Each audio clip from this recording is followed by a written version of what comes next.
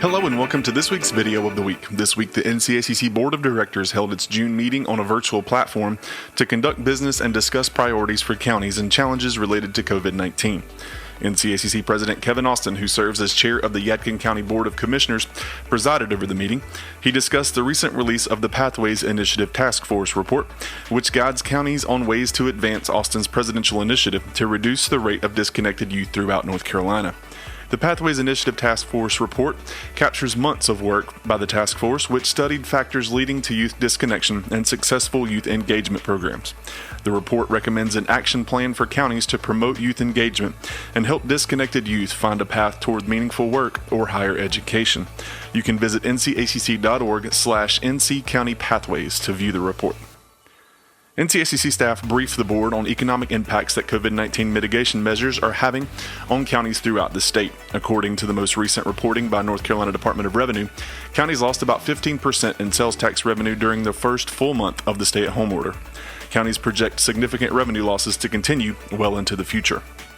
The board also received an update from Matthew Chase, Executive Director of the National Association of Counties, on federal legislative developments and national trends on various county issues.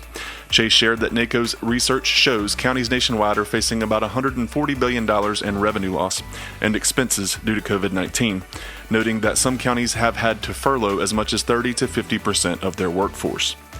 NCACC and NACO are advocating for Congress to include flexible and direct assistance to counties in the next package of federal coronavirus relief.